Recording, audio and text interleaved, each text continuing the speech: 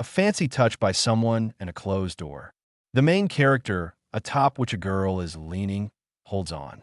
Just hold a second. I can't wait any longer. Oops. It looks like the main character has a nosebleed and a blushy face.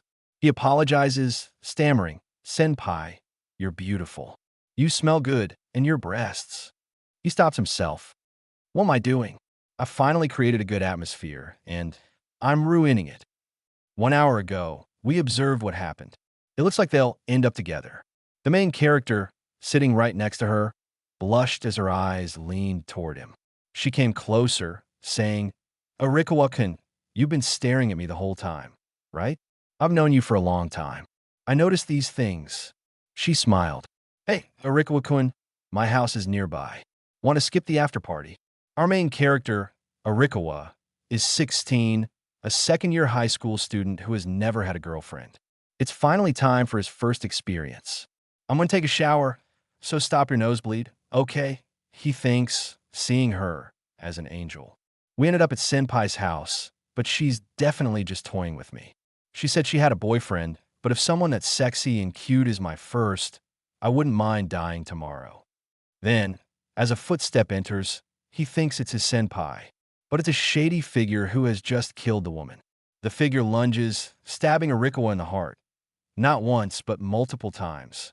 As he takes his last breaths, he screams, "It hurts. Am I going to die? Why?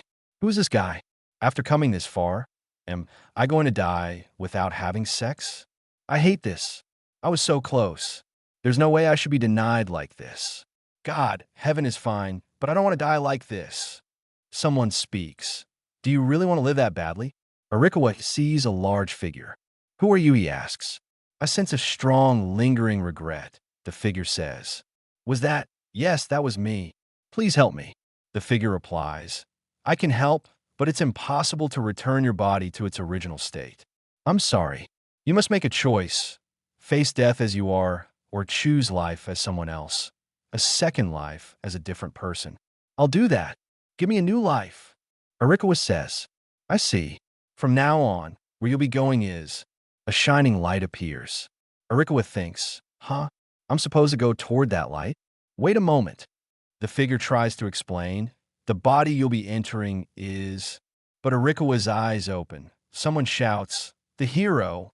He's been revived." As he wakes, everyone around him screams. It's a miracle. To think the resurrection magic would succeed. With this, humanity is safe. Arikawa thinks, what is this place? More importantly, I died. What's with this celebratory mood? People are crying, too scary. He recalls the figure's words. The body you'll be entering is mine. He panics. No way, the heroes. This decoration. Wait, no, no, no. No matter how you look at it, I'm a zombie. Someone supports him from behind, saying, "Don't say anything unnecessary, Your Majesty." The hero is confused. "May we let him rest?" Another voice adds, "It's not a problem. Raising the dead is noble, as it's my honor, Your Majesty." A caped woman speaks. Arikawa, bewildered, thinks, what's with this situation? In a private room, he asks aloud, "Who are you?" She introduces herself. "I am Hecate, a magician. I resurrected the hero." Arikawa, noting her name, says, "There are many things I want to ask, but most importantly, who is that woman?" He points to a tied-up woman who looks like a beautiful priest. Hecate replies, "Curious? She's tired but tried to bite her tongue, so I restrained her. It's not a problem if she does, however." "What do you mean?" Arikawa asks. As the woman is untied, she cries, "What is this place? My name isn't Ophelia. I'm a proper Japanese person." Arikawa, confused, thinks, could it be that this girl is like me? Hecate explains, "I resurrected you both. I understand the souls in your bodies are someone else. Please tell me your stories." After a lengthy explanation, Hecate says, "I see. I didn't expect to bring someone from another world." She sighs. "Let's address things in order. This is a world of sword and magic, but it's on the brink of ruin due to the Demon Lord. The hero's party that went to defeat him was annihilated, all of them. I was ordered to resurrect those we could retrieve. However, they refused resurrection." Arikawa, confused, asks, they can refuse? Hecate nods. I called out to the hero's souls, but there was no response, except from the hero. He also refused, but pledged to be excused by substituting another soul to take his place. Arikawa recalls, he did say something about a handover. I should have listened more. Hecate continues, since you took the hero's body, you have taken over the hero's job, along with the priest, Ophelia.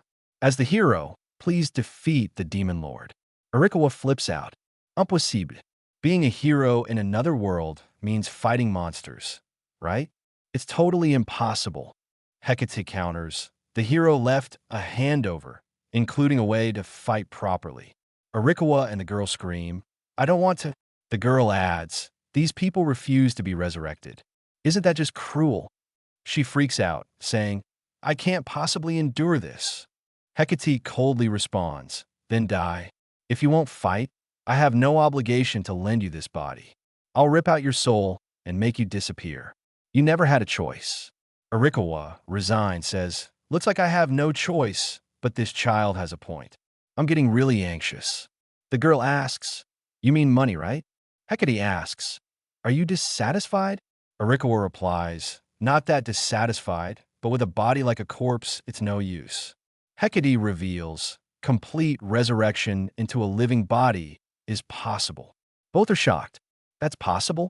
Why didn't you do that from the start? Why turn us into zombies? Arikawa demands. Hecate explains, I didn't have enough organs to sustain life. When we recovered the hero's bodies, parts were missing. The warrior lost his head, the mage his spine, the priest her guts, and the hero his heart. It's fine. Missing parts won't be a problem. Wait, please tell me everything. Arikawa insists. Hecate adds, truthfully, another organ besides the heart was taken, the testicles. Arikawa freezes, checks his pants, and freaks out. They're gone. How could someone do this? It's so cruel. The priest, Ophelia, asks, is it really that shocking? Arikawa retorts, it's the ultimate violation of dignity. They're as important as breasts. Hecate clarifies, the demon lord took those organs. Arikawa, enraged, declares, I've changed my mind. I'll definitely kill that demon lord. I'll never forgive him. His face is terrifying. Hecate, please, says, I'm glad you're motivated. Kill the demon lord, get your parts back, and achieve full resurrection. Arikawa smirks. That means I can also have, you know. He thinks, a tall, handsome hero can't possibly be unpopular. Ophelia snaps. Is it okay for this person to be the hero? Hurry up and depart already. I hate being a zombie. I want to return to being human. Hecate senses something and snaps her fingers. Perfect timing. A magical array appears. What's this? A magical circle? Arikawa asks. Hecate says, remain calm. I'm transporting you to a forest at the foot of a nearby mountain. Some children are being attacked. Protect them and escort them to the nearby village. This is your first task as heroes. Suddenly, this is impossible. Arikawa protests. What are they being attacked by? Aren't you coming with us? Hecate replies, I won't, but I'll send my apprentice instead. Meet her at the village for further details. Arikawa shouts, wait, are you even listening? Hecate smiles, I'm counting on you, new heroes, and sends them off. This is the start of their journey. Arikawa, transported with Ophelia, says, wait a second. They land in a forest. Where are we? Could that tutorial be more thorough? This is progressing way too fast, and my clothes have changed. I already have a headache. He hears a scream nearby and spots a giant, wolf-like monster. Both he and Ophelia are shocked. It's huge. Isn't this a monster? How can we face this at the start? The monster growls, and they freeze as it targets a child. As it attacks, Arikawa shouts, I won't let you. He rescues the child, thinking, this guy is strong. What do we do? Escape to the village with this kid. We need to get her to safety. He notices Ophelia, paralyzed by fear, seemingly dead. Arikawa dodges the monster, but is thrown into a tree. It's because I'm a zombie that it doesn't hurt much, he thinks, but the monster pursues. As he runs to save the child and himself, he panics. If I get eaten, I'm dead for real, right? A voice crackles through a communication device. Hero, can you hear me? I have a grasp of the situation. Listen, you're in the hero's body. Even as an amateur, you won't lose to this beast. Arikawa, skeptical, says even if you say that. The voice continues, calm down. The hero is serious and left away to fight. I'll teach you. The switch is the stake lodged in your head. Arikawa thinks, this thing? If I pull out, I can fight like the hero. The voice warns, I'm not finished explaining. But Arikawa, impatient, pulls the stake. He suddenly feels strong, breaking the monster's teeth with one punch. He becomes monstrous but retains some control.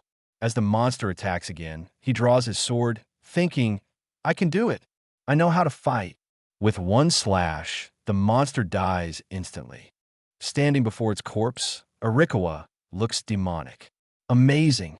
The way to fight enter my mind. If it's like this, demon lord subjugation is possible. But something happens to his body. He can't understand it, but notices the child staring at him. Who are you, brother? She asks. Arikawa, salivating, lunges to eat her. Ophelia intervenes, shouting, What are you doing? I won't let you. She tells the girl, Run quickly. Hecate's voice returns. It's a bad habit to not listen to explanations. There's no way an ordinary person can become a hero without risk. The stake is a form of control. If you release the hero's power too long, there's a recoil, a hunger for flesh. The hero reverts to a flesh-hungry zombie. Ophelia, panicking, asks, What should I do? Hecate instructs, Calm down and drive the stake back into his head. You're the only one who can. Ophelia, holding Arikawa, pleads, Please go back to normal. She drives the stake into his head. Arikawa collapses, vision blackening. What was I doing? I was about to have my first time with Senpai. No, that's right. What is this feeling? It's soft and cold as ice. He opens his eyes to find Ophelia kissing him.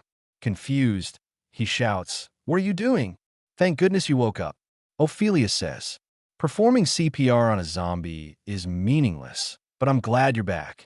Arikawa, nose bleeding again, thinks, CPR? Isn't that? Ophelia glares at him. Arikawa, a 16-year-old virgin reincarnated as a zombie hero, has his first kiss in a parallel world today. This is Arikawa's advent as a zombie hero in a new world.